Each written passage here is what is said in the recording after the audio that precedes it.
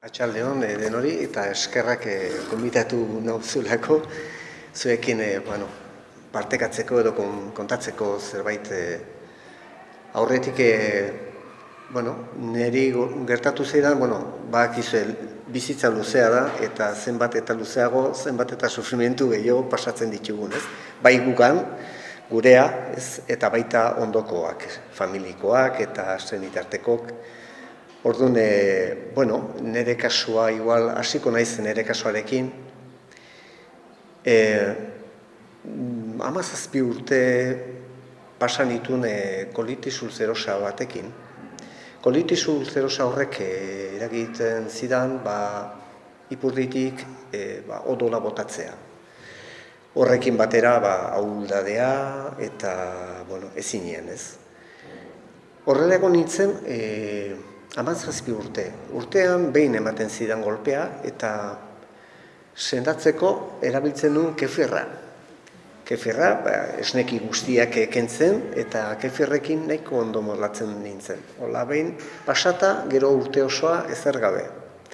Baina 18. urtean oporretan nengoen Kadizen eta nun eta jo zidan, baino izugarrizko golpea. Larrialdetara jun, han kortison eman, baina naiz eta kortisonarekin konpondu nahi, baina ezin. Eta gero eta okerro, eta handik larrialdi batean kotxean etorri, atera ginen arratsaldeko 4:00, eta ni ustet hor deskansatzeko atxeden gune guztietan hor gelditu nintzen, eta ziztu batean komunea zen banindoan goitik, betik eta denetik. Izugarrizko mina, eta gaua okainan gelditu ginen ambulantzia bat eske eta ez ziguten eman. Handik jarraitu kotxearekin, gure kotxearekin, eta Madrilen, ez dakitze ospitala del 12 de olako, eta han pasan nun gaua. Gaua pasan nun, eta eskatu genuen ambulantzia bat, Madriletik Donostira etortzeko. Baina, esan ziguten, eskatzen bazula, etorri bertzala Donostitik Madrilea, niri jaso eta area eraman eta izugarrizko komplikazioa. Eta erabaki genuen kotxean etortzea. Kotxean etorri, minez gelditzen, azken geldia egin genuen etxarri arranaz aldean, eta gero ja poliklinikak zuzen, han larrialdetara sartu eta gelara. Horrela pasan nun hilabete gelan. Nun kortisonarekin nolabait lortu zuten zauri horiek, ulzera horiek, moztu edo itxi. Baina kortisonak beste eragina dute, kontrakoak. Eta nunbait nire defensak jetxi zituz, baina erabat.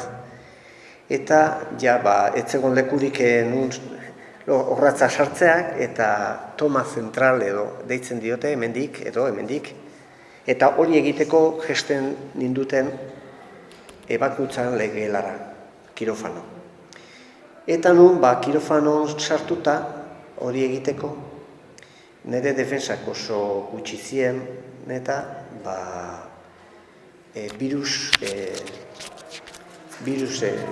kirofanok birusa sartu zitzaidan, eta hortik ez zien konturatu, baina batean batek esan zuen, egin diozu analisis kultibo bat edo, eta horra rapatu zuten birus septiko neukala. Horrekin ubira. Ubin lorkarazi, lokartu ninduten, eta pasan itun 24 egun lokartua. Aparato guztiak entxufatuak, baina ni lokartuan negoen bitarten, hor mugitzen izan beste gauza bat. Nik evangelikoa naiz, eta sinestu, Eta nire lehitzan hasi zien egunero biltzen, ni alde otoitzean. Gero, ez hori bakarrik baizik eta baziunden misiolari Zelanda Berrikoak, eta horiek bere kontaktu bidez lortu zuten sare bat otoitzean, munduan zehar. Tasmaniatik, Zelanda Berritik, Alemanian, Estatu Batuetan, Inglaterran, Espainian zehar, leku guztitan nire ez ninduten ezagutzen, baina nire alde otoitzean ari ziren. Eta horrela zijoan historia, ni gero eta okerro, gero eta okerro, gero eta okerro. Iritsi zen egun bat, nun Madrilgo arreba batek deitu zion nire emazteari, eta esan zion, aizu, Pili, begira, Pili da nire emaztea, eta esan zion, begira, bertso hau, Bibliako bertso hau, Isaiasen dago, 43 atalean, 18. bertsoa, eta esaten du, nik gauza berriak egiten ditut. Ez dituzu ikusiko. Eta nire emazteak hartu zuen bere bihotzean. Hurrengo egunean, hau larun bat bazen, eta hurrengo egunean igandean hilo zan nire emaztea, ni ikustea, baina ikusi baino lehen, ohitura denez, aurretik pasatzen dian medikoengatik. Medikoak berri emateko. Aber nola pasadun, nolako egoera da, eta area juntzan nire alaba gaztenarekin, eta sendagiak esan zion behira, Andrea, esan behar diogu ez dagoela ezer egiterik zure senarrarekin. Nire emazteak entzun ondoren esan zuen, bai, baina Jainkoak esan ditu, haindik ez duela eramango. Bai, Andrea, baina guk esan behar dizugu ez dago ezer egiteik, Bai, baina Jainkoak esan dit, ez duela eramango. Nire alaba gaztena asarretuta juntzan aldi intzun handik. Ez zuen ulertzen zer esaten nahi izan ama, eta asarretuta juntzan. Medikua berriz harrituta geratu zen. Eta egun bertan, arratsaldean, asmoa zaukan nire Andrea Lizeko hartzai batekin hilotzea eta nirekin otoitzean egotea. Baina ondo pentsatu zuen eta esan zuen, ez naiz ni hiloko, eta esango dio beste hartzaile, bi hartzaile ziren nire elizan, eta biei esango diet. Hilotzeko eta berengatik otoitze egiteko, eta oliuz, igurtzi, bakizu, ez dakite esaten dute lastremaunzion edo olakoa, ez? Eta jo zian, biek, nigatik otoitze egin, olioz igurtzi, eta negarrez alde egin zuten. Negarrezen, ni itxura behintzat oso txarra honen neukan, nik ez nun ikusten, klaro. Ze gauza handik aurrea, deituzun nire Andrea zemuz, eta esan zion sendagiek, pitin bat hobeto dago. Baina, hurrengo egunean, zemuz dago, pitin bat hobeto dago. Baina, eta poliki hobetu nintzen.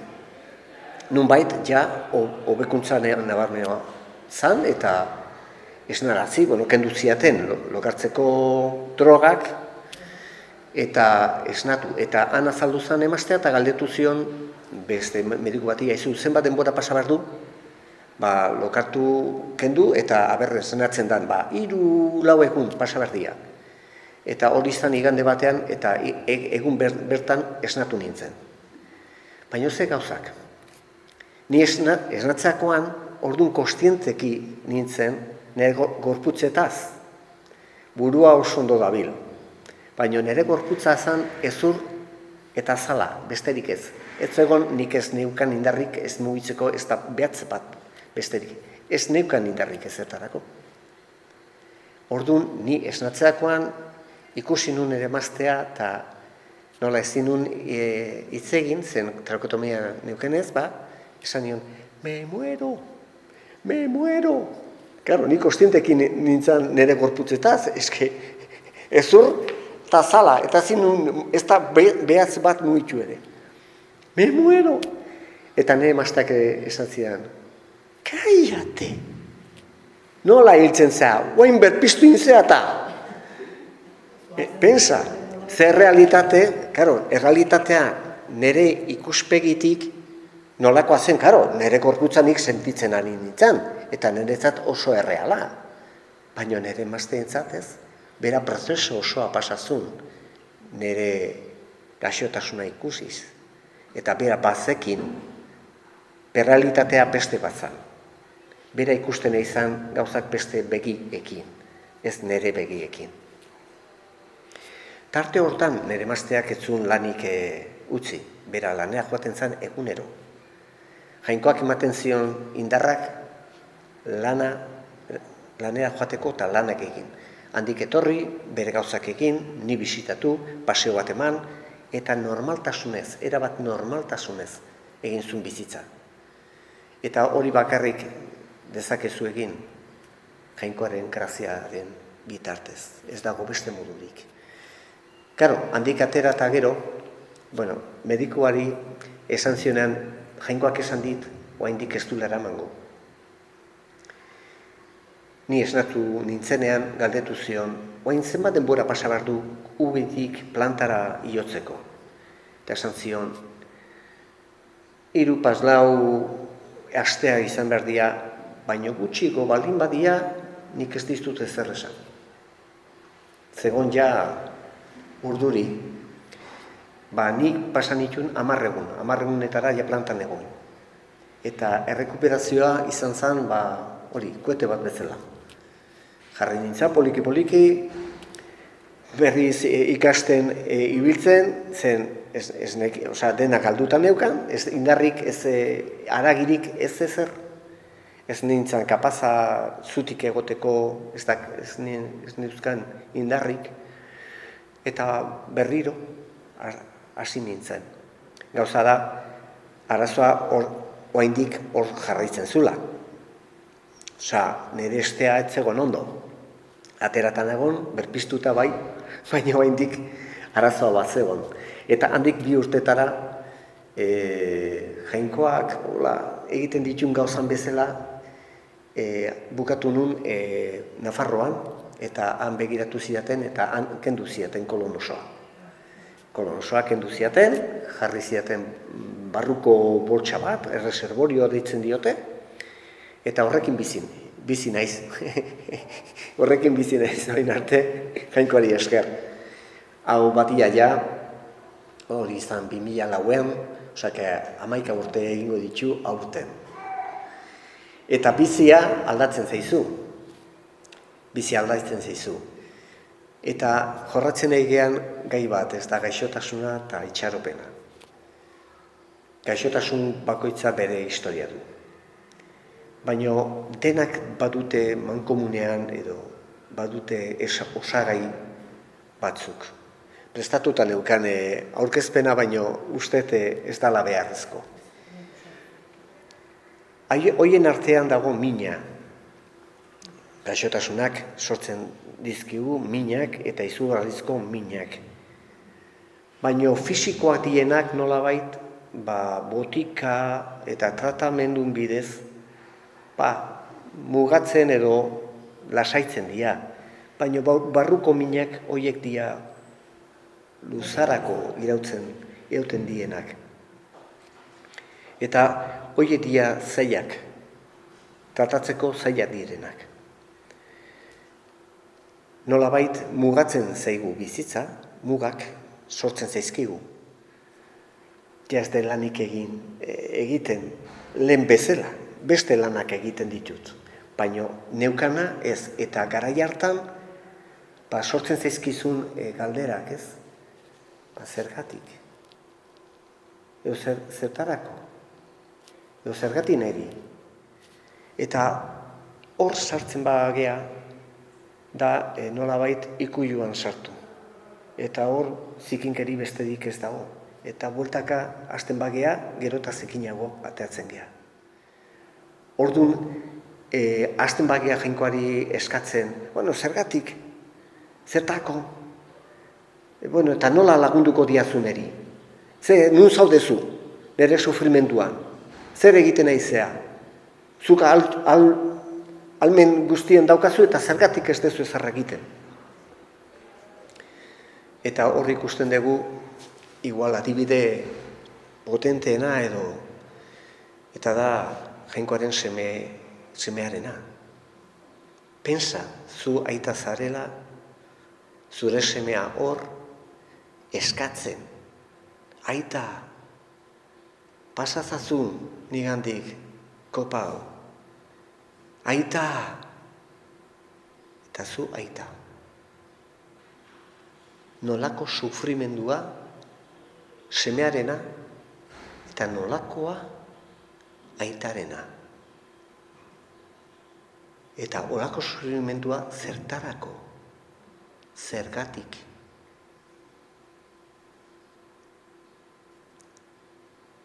Zugatik eta niregatik, denongatik. Maite gaituelako. Jesusek esan zigun, egunero egongo naiz zurekin, egunero. Ez da faltako ez da bat, zurekin egunero egongo naiz. Eta bera, gizona egin zen, ni jakiteko, bera badakila zer da sufritzea. Eta kulpari gabe. Neregatik, nere kulparen gatik.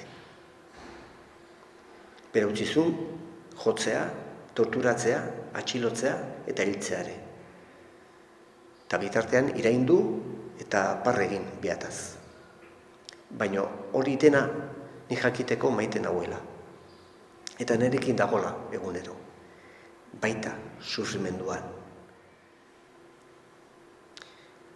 Eta gaixotasunean itxaropena da jakitea bera nerekin dela. Eta gaixotasun horren barrun, erdian, tartean, prozeso bat da, hasieran malaletxe hortan zalantzak, fedea galdu edo ez galdu. Eta hori nahitainezkoa ezinbestekoa da ateratzea. Zen da pozoi bat barrun daukaguna. Eta ez badegu ateratzen pozoiak hilko gaitu. Eta atera berdegu. Baina prozesu hortan, Jainkoak ematen digu, ez igual soluzioa, baina bai irten bidea. Irten bidea berarekin ibiltzeko. Beraren graziaren bidez indartzeko.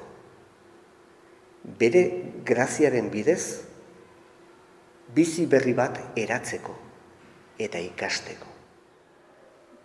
Ez egoteko egoeraren menpe, baizik eta egoerari aurrei. Eta egoera horri etekinak atera. Horren bidez bestei lagundu, zu ere hazi eta ezi, persona bezala Kristoren antzera azitzen, eta batez ere Jainkoaren maitasuna ezagutu. Animatu zaitez. Badago bizitza eta pozgarria ere. Nahiz eta gaixotasuna egon. Ni oraindik bolsa hor dago. Mugak baditut. Izaten da bide luzeegi batzutan gaixotasunak eta oso gogorrak eta niri ez da ezer. Batzuk beste gaixotasun askoz gogorragoak bai dituzte eta arazok ez da erresa. Inoiz da erresa. Osake animo eta aurrea. Eta ondokoak ikusten ditugunean sufritzen ari diela, goazen guk ere haiekin. Ondoan egoteko, besterik ez. Ondoan egoteko eta otoitz egiteko haien alde. Haien alde otoitz egin dezagun. Zen Jainkoak denak entzuten ditu. Entzunzun nigatik egin zitunak eta entzungo ditu zuk egiten dituzuna. jainkoa honez, goazen aurrea, jainkoarekin. Eskerrik asko, eta hurrengo arte, galderen bate balin baduzue, egin lasai.